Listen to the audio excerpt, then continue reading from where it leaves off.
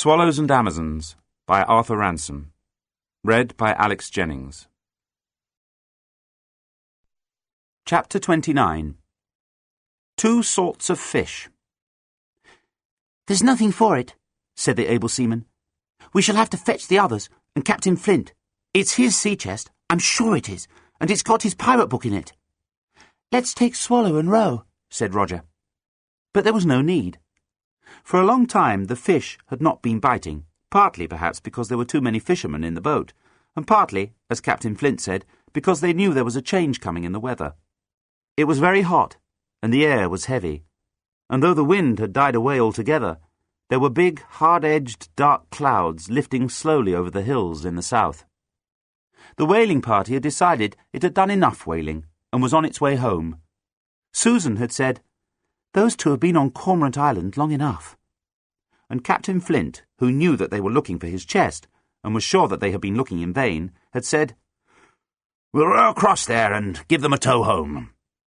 So when Titty and Roger looked across the lake expecting to find the others where they had last seen them, fishing south of the island near the opposite shore, the whaling party was already more than halfway across the lake and rowing steadily towards them. Titty climbed up and stood on the fallen trunk of the tree and waved and shouted. There was a shout back from over the water, but at first neither the whalers nor the treasure hunters could hear each other's words. The first words the treasure hunters heard showed how little of what they had been shouting had been understood. "Aren't you sick of it?" they heard in Captain Flint's cheerful voice. "Time to come home." "We've found it!" shouted Titty. "Time to come home!" shouted Captain Flint again. "Tea!" "We've found it!" squealed Roger. Suddenly, Captain Flint heard. He bent to his oars, and a few minutes later the whaling party reached Cormorant Island. Captain Flint was ashore in a moment and jumping over the rocks. The others followed. "You haven't really found anything, have you?" he said, but before they could answer, he had seen the box. "Well done, able seaman!" he shouted. "Shiver my timbers!" exclaimed Nancy. "Good for you, Titty," said Captain John. "Then you weren't dreaming after all," said Susan. "Whoever would have thought it?" said Peggy. "Why, Captain Nancy had looked for it herself and never found it." Captain Flint dropped on his knees beside the box and pulled a bunch of keys from his pocket. "They don't seem to have opened it," he said, "but they've had a jolly good try." "That was us," said the able seaman. Captain Flint unlocked it, threw back the clasps, and lifted the lid. Inside was a typewriter in a black case, a lot of canvas-bound diaries, and a huge bundle of typewritten paper. "That's all right," said Captain Flint, fingering the bundle as if he loved it. "It's very dull," said Roger. "Titty said it was treasure." "There's treasure and treasure," said Captain Flint. "It takes all sorts to make a world.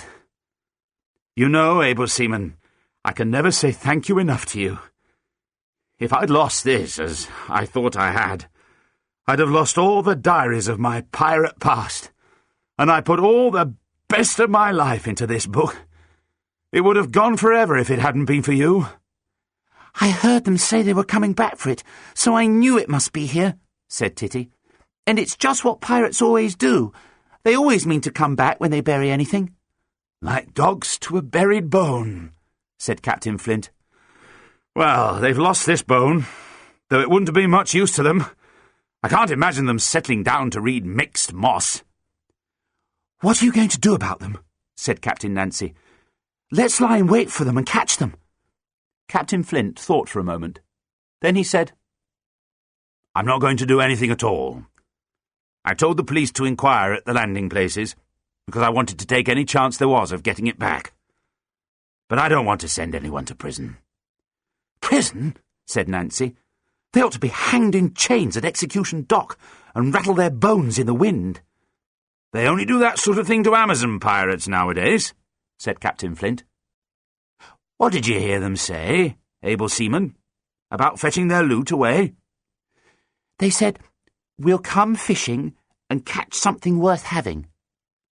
"And so they jolly well shall," said Captain Flint. Let's see if we can find a bit of wood. A flat bit. We found their pipe, said Roger. Good, said Captain Flint. We'll frighten them off burgling for the rest of their lives. He found a flat piece of wood among the jetsam gathered by Roger for a fire. He sat down on a rock and pulled out a big knife. Chips of wood flew in all directions. What are you doing? Said Roger. Giving them something to catch, said Captain Flint. He chopped away with the knife, and presently the flat piece of wood had a narrow place at one end and a big forked tail beyond it. The rest of it was shaped like a melon, only flat, with a square piece sticking up from the edge of it, like a fin. It's a fish, said Roger. Didn't they say they were going to catch something? Said Captain Flint. He carved the head of the fish, giving it big gill covers and a wide mouth and a large, round, staring eye. It's a very good fish, said Roger. They won't think so when they catch it, said Captain Flint.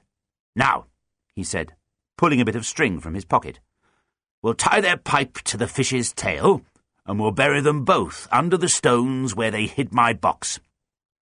Then, when they come on the lake pretending to be fishing, and land here to dig up their loot, they'll dig up the fish and find the pipe they lost.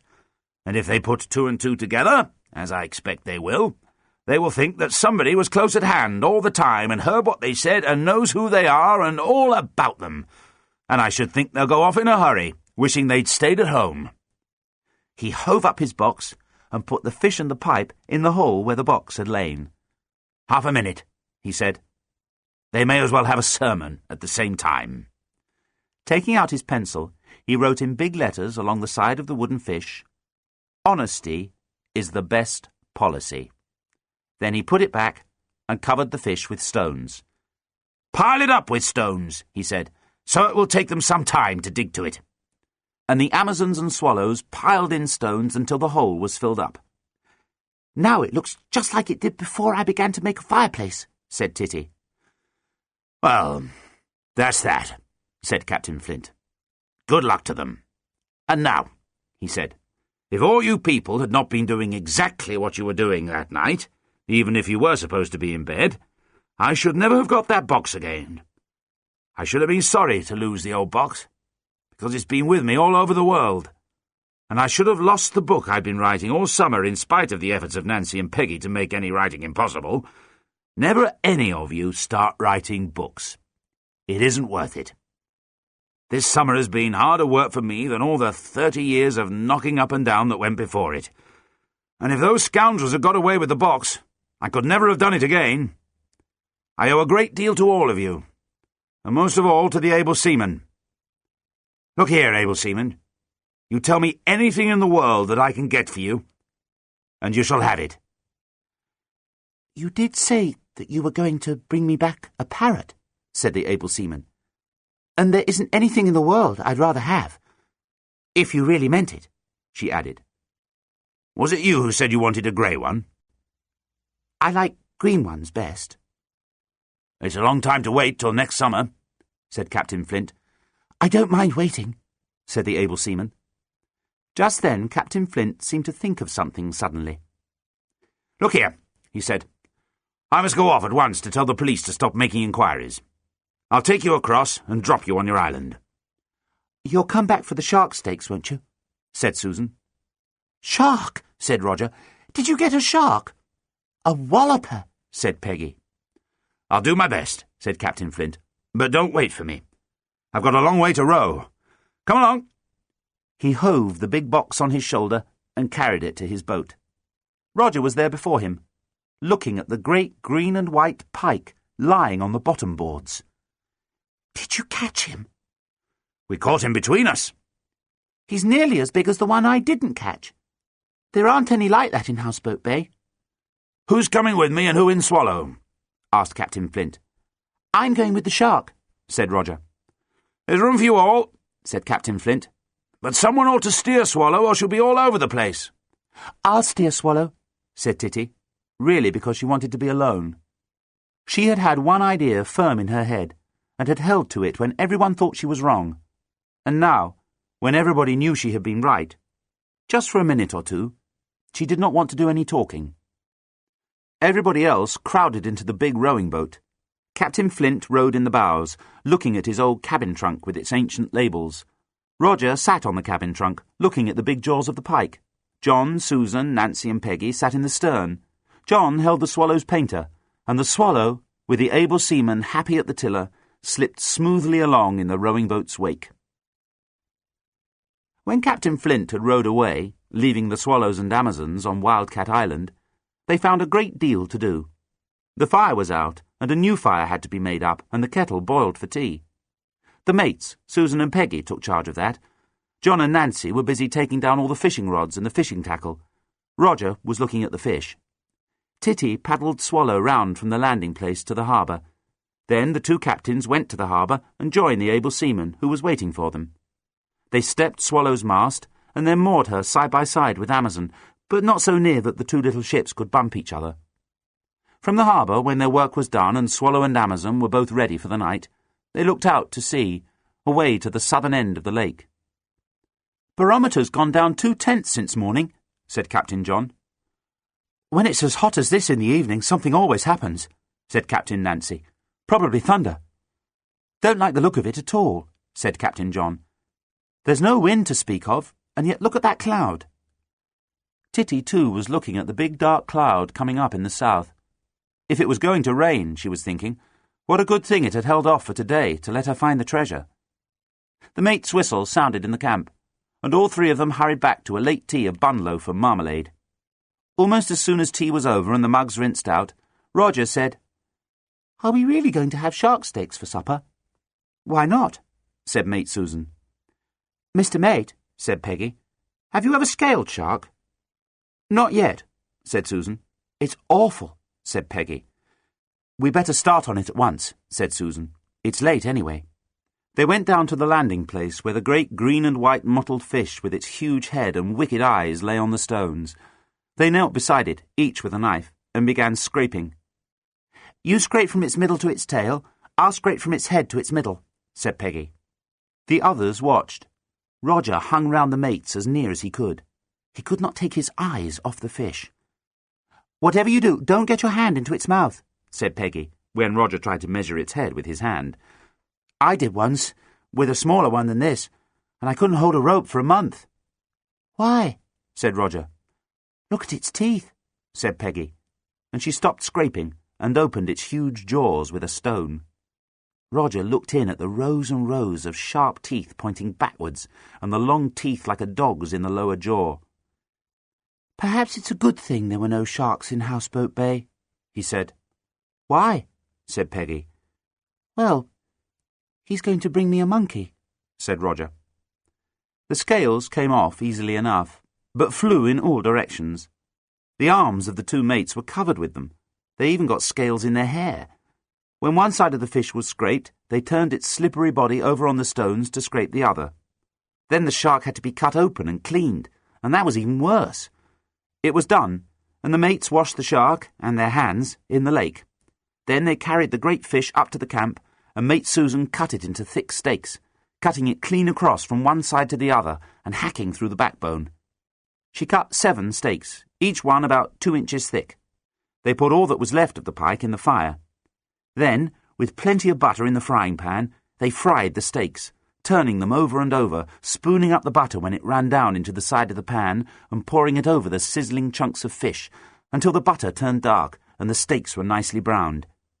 There was still no sign of Captain Flint in the distance when the shark steaks were ready for eating, and it was growing dusk. The sun had disappeared in clouds long before it set. "Captain Flint did say we weren't to wait for him," said Susan, "and anyhow, they smell too good to wait." "Let's get at them," said Captain Nancy. "I'm hungry," said Roger. "We may as well begin," said John. "We can keep his hot," said Titty. "Pass your plates, then," said Susan, and the shark steak supper began. It was found, by experiment, that fingers were a good deal better than forks. There are a lot of bones in freshwater sharks, and though this was such a big one that the bones were easy to find, fingers were better than forks at pulling them out. So the Swallows and Amazons sat by their fire with a lot of salt in the lid of a tin and dipped their steaks in the salt and ate them, more like savages than explorers. "I wish we weren't going tomorrow," said Titty. We haven't had time for a furthest north expedition or for a furthest south. There's lots of unexplored at both ends of our chart. I say," she turned suddenly to Captain John, remembering something important. "We can alter Cormorant Island to Treasure Island now, can't we?" "Well, you did find the treasure there," said John. "Oh, look here," Peggy objected. "We call it Cormorant Island too, and treasure is only there sometimes, but cormorants are there always." "Cormorant Island is a very good name," said Captain John. "How would it be if we were to leave it Cormorant Island and put a cross on it to show where the treasure was, and mark it Treasure Found Here?" Titty agreed. "Let's do it at once," she said. And Captain John licked his fingers clean from the shark steak and went into his tent and came back with the chart. There and then, Treasure Found Here was written in small letters and a cross put on Cormorant Island to mark the place. "Yes," said Titty. "Now we've found the treasure, it isn't exactly a treasure island. It's an island where treasure was." "The only treasure there now," said Roger, "is a wooden fish. When the burglars find it and dig it up, they won't even be able to make steaks of it. Too tough." "It's a jolly good chart," said Captain Nancy, looking at it with Peggy and holding it by the fire to see better. "But there are lots of names you haven't got." "The savages are fine," said Peggy, "and so is the shark. But what have you put in our lagoon?" "It's meant for an octopus," said John. "Next year you can fill in a lot more," said Captain Nancy. "We'll do something splendid. We can plan it all winter. It'll be something to think about during lessons. Either furthest north or furthest south will be good. Going south, we should have to take a canoe to shoot the rapids in, and then we should come to the sea. Anything might happen. We could grab a ship." "There must be something beyond the big mountains in the north," said Titty. "You can get a long way into the hills going up the river," said Peggy, "and then in the mountains we could walk. But there'd be the tents to carry." "We could get a hill pony to carry the tents," said Nancy. "That's it. We'll go prospecting for gold." "Beyond the ranges," said Titty. "You can go for miles and miles up there and never see a single native," said Peggy. "Captain Flint said he'd be one of us next year," said Nancy. "When he is, he makes things hum. He may charter a big ship, 3 or 4 times as big as Amazon, and ship us all as crew. He's often said he would some day. Now that there are the Swallows as well, we could sail a really big one." "What about his steak?" said Titty. "I'm keeping it warm," said Susan, "but it's getting a bit dry." "Stick another lump of butter on it," said Peggy. It was nearly dark when at last they heard the sound of oars and then the scrunch of a boat on the shingle at the landing place. A moment later Captain Flint walked into the firelight. He carried a large cage wrapped up in a blue cloth cover. You could see it was a cage by the bottom of it. The firelight glittered on the big brass knob that stuck out at the top above the cover. There was a ring in the knob to carry it by or for hanging it to a beam. Captain Flint put it on the ground by Titty. A big white label was fastened to the ring. Titty read it by the light of the fire. "From Captain Flint to the able seaman who saved his life." "But I didn't save your life," said Titty. "I didn't write life. I wrote life," said Captain Flint. "Mixed moss. It's the same thing." "Thank you very much indeed," said Titty. "I'll hang it up in the schoolroom, ready for the parrot." But just then there was a noise of scraping from under the blue cover. "Look inside," said Captain Flint. "I thought it would be rather a long time to wait till I come back from the south next spring."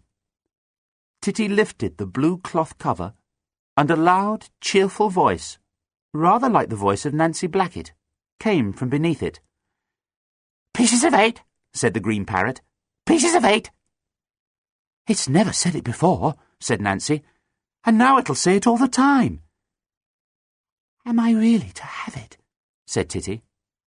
"Of course you are," said Captain Flint. "You've earned it about 10,000 times. "Mother will really believe we're back from the Pacific," said Titty. "Thank you very, very much indeed."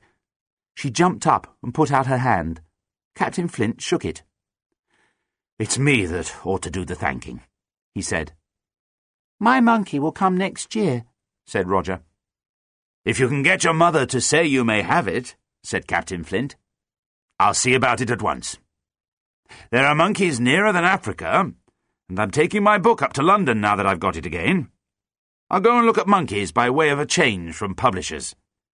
You shall have your monkey next week." "With a tail?" asked Roger. "A long one," said Captain Flint. "Your steak's rather dry," said Mate Susan, "but it's still quite hot." Captain Flint ate it in his fingers and said it was the best shark steak he had ever tasted. After that they talked again of plans for next year, of climbing the ranges, of sailing to the Azores, or better still the Baltic, or of making a canoe voyage down to the sea. "If we go up country," said Nancy, "do you think we could get a hill pony?" "We could easily get a couple," said Captain Flint. Everybody liked the idea of the shaggy hill ponies to carry the explorers' packs, but then everybody liked the idea of sailing to the Baltic, so nothing was really decided. "Whatever it is," said Captain Flint, "I'll be free next summer, and if you'll sign me on, I'll be glad to come. If we sail to the Baltic, you'll want someone to haul up the anchor, and if we go prospecting, it would be hard on a hill pony if he had to carry the gold as well as the tents." "The monkey can come too," said Roger. "He can look out from the very top of the mast, or else he can ride on a hill pony." At last Captain Flint said, "I must be getting back. Your campfire is very jolly. But isn't it about time some of you people went to bed?" "Won't you be lonely without the parrot?" said Titty. "I must think of him too," said Captain Flint. "He's a young parrot, and I'm a dull companion for him. He's in better hands now." He got up to go down to his boat. "By the way," he said, "are all your tents pretty strong? Looks to me as if we're in for bad weather before morning." "Mother says ours are all right except in a high wind," said Captain John. Well, it looks as if it's going to blow. Well, I don't suppose you'll come to much harm, even if it does." He rowed away. Not long afterwards, the Swallows and Amazons turned in. It was very hot, and there were no stars. "Poof," said Nancy. "I can hardly breathe." "Barometer's gone down another 1/10, called Captain John. "That's 3/10 since this morning." "Is that a lot?" asked Peggy. "Rather a lot," said John. "Are you ready, Roger? I'm going to blow the candle out." Titty had the parrot cage close beside her in the mate's tent. She took the blue cover off. "He won't want it now," she said. "He'll be in the same dark as us." "Good night, Polly." "Pieces of 8," rapped out the parrot, excited by the candlelight in the white tent. "Pieces of 8, pieces of 8, pieces of 8. It went on saying pieces of 8, as fast as if it were counting treasure. Nancy Blackett's laugh sounded from the tent at the other side of the camp. Then Mate Susan blew out the candle-lantern. There was darkness in the tent, and in the sudden silence that came with the darkness, it was as if she had blown out the parrot. "Good night! Good night!" the Swallows and Amazons called to each other. Their last night on the island had begun.